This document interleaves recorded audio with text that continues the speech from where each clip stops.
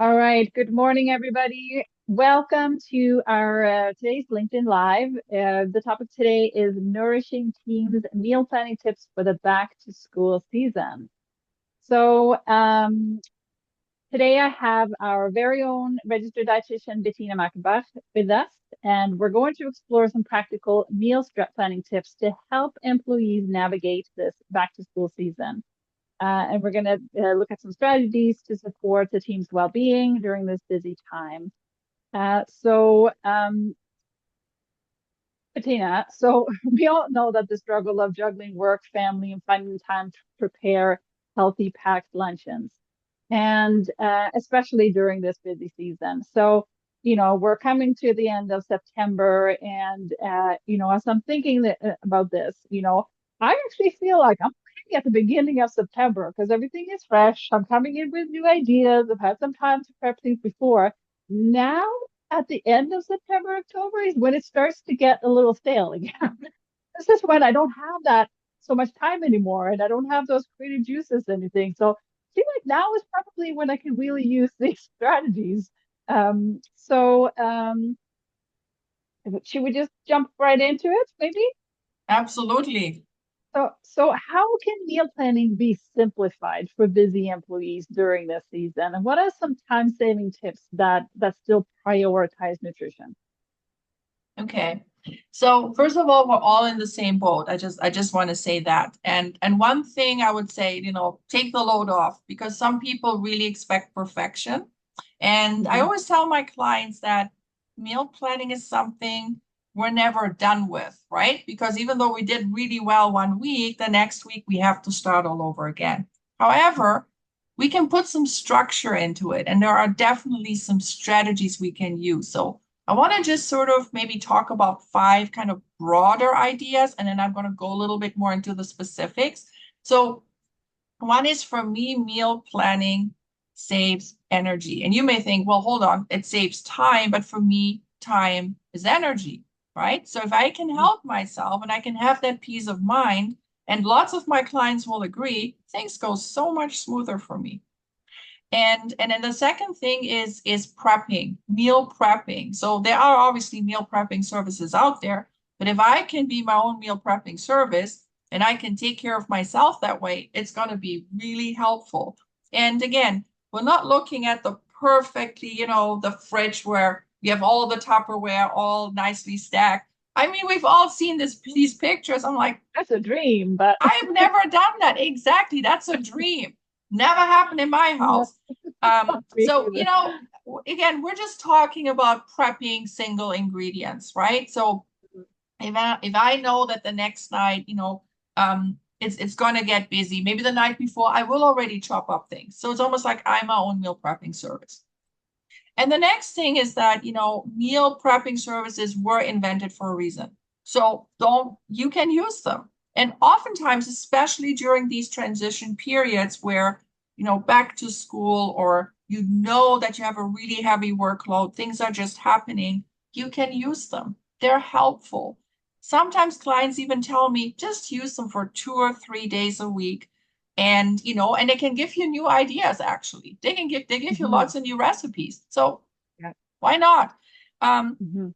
and then the next thing is that get buy-in from your family.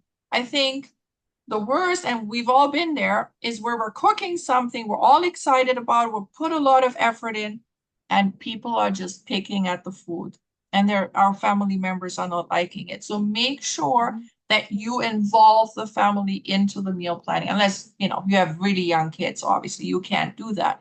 And then the next thing is divide and conquer. So in other words, cooking is a life skill.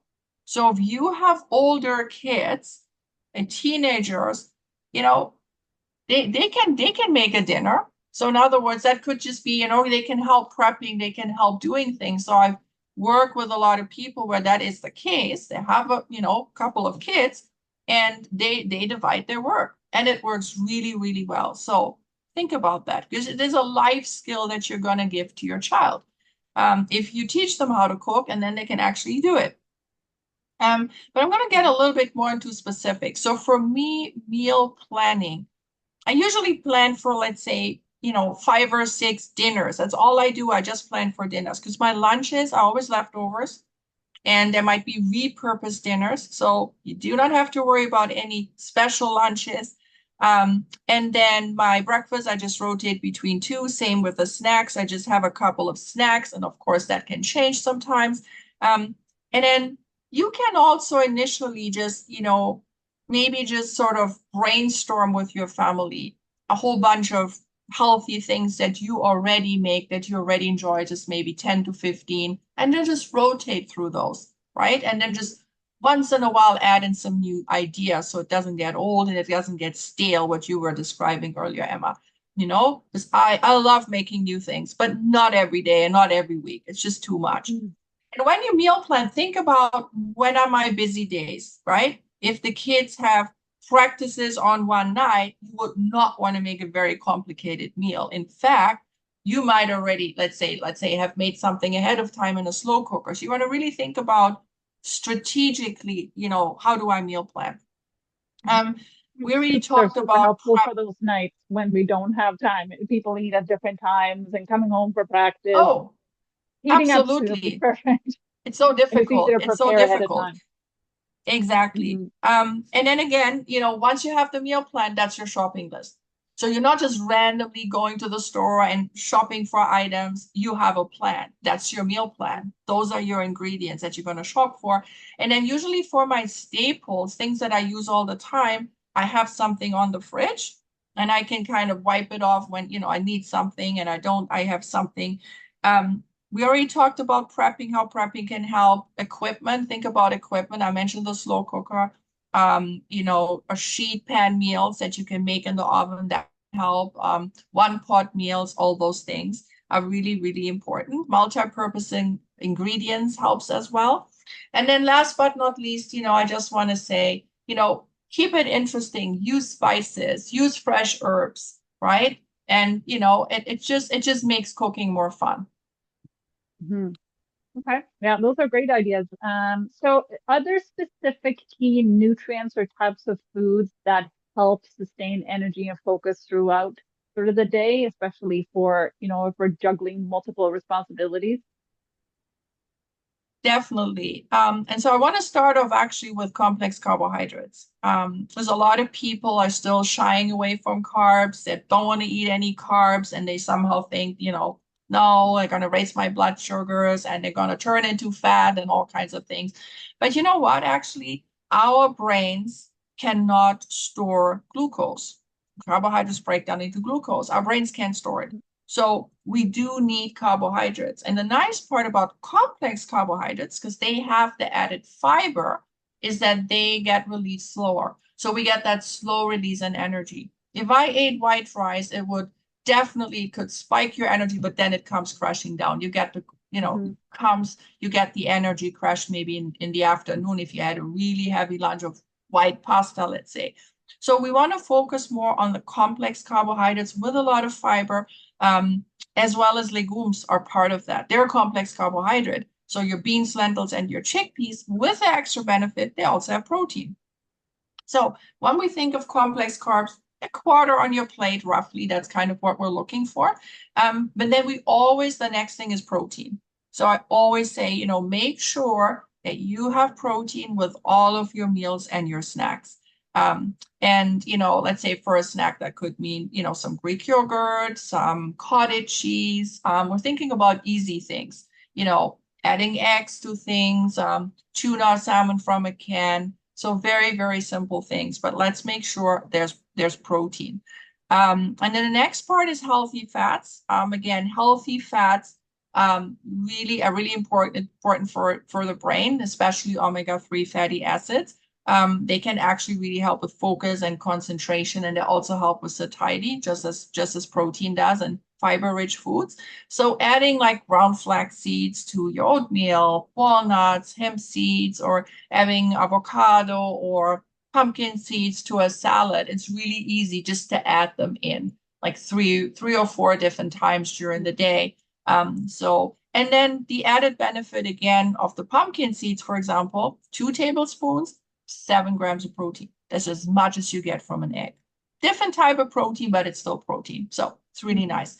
And then the last thing I just wanted to mention are antioxidants. We're going into the cold season. We have to think about our immune system. So really getting lots of those, different colors of fruits and vegetables. Frozen berries are great, by the way. I always start off my day with frozen berries. Dark green leafy vegetables, so we can put them in stews, we can put them in soups, we can put them in smoothies, or in salads. Really, really good as well.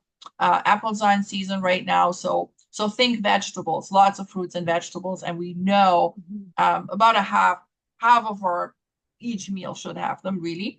And then hydration. I don't want us to forget about hydration. We're talking about energy here. We're talking about focus. So it's really, really important that we stay hydrated and that we keep that hydration habit.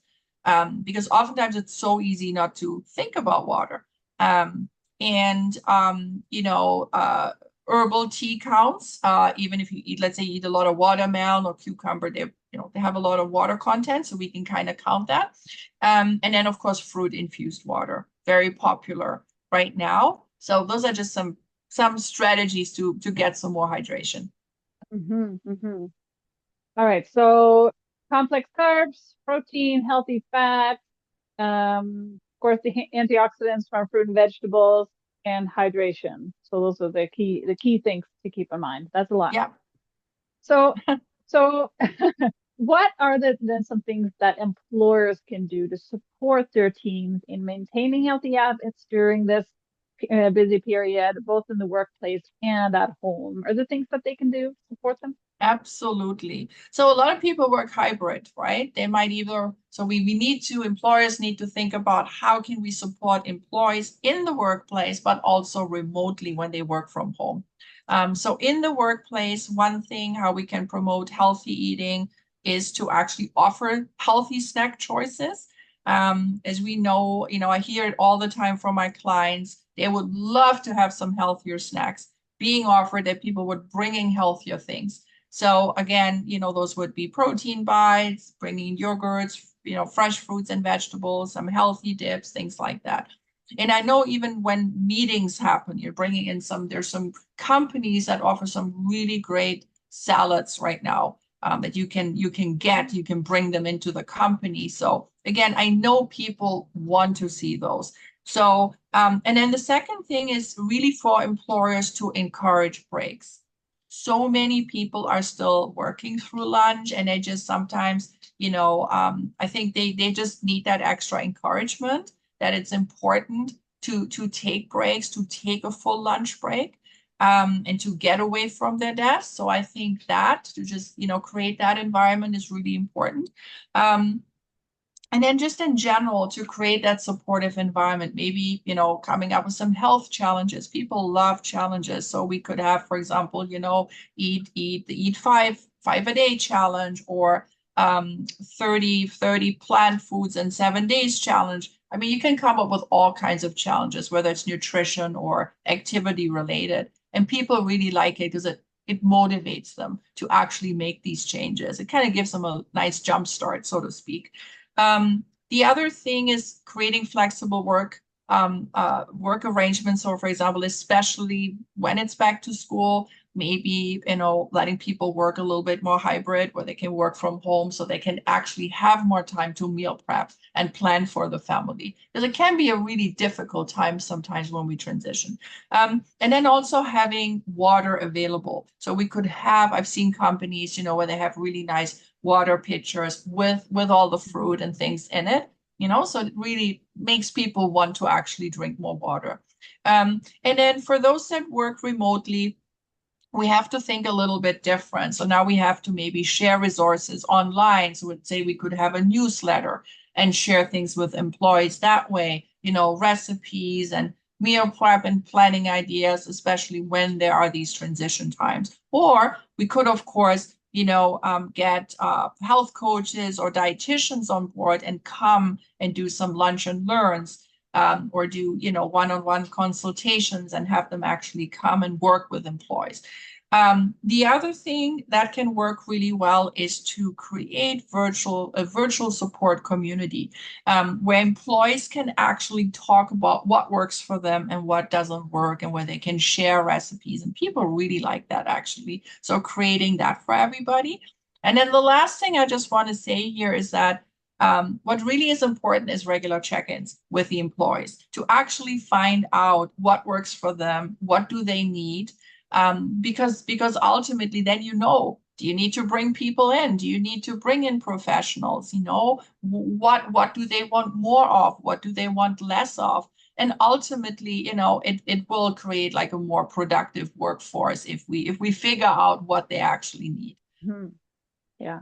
And there's so much stress associated with trying to, plan meals that everybody in the family would eat as well. And, with picky eaters, I saw an article today where they were saying that, it's we see that it's less about the parenting style that we have that triggers that picky eating, and such a large portion of it is genetics of why we have picky eaters. And it takes some of that pressure off us a little bit, that it's not something that we've done necessarily to create picky eaters in our family. It helps take the stress off a little bit. Absolutely. I'm just thinking about the Um, super eater gene. I don't know if you've heard of that, where no. they eat and let's say they eat vegetables and it tastes like dirt. And it is actually a gene. Wow. Interesting. Yeah. Hmm. Kind of like the cilantro tasting like soap for some people.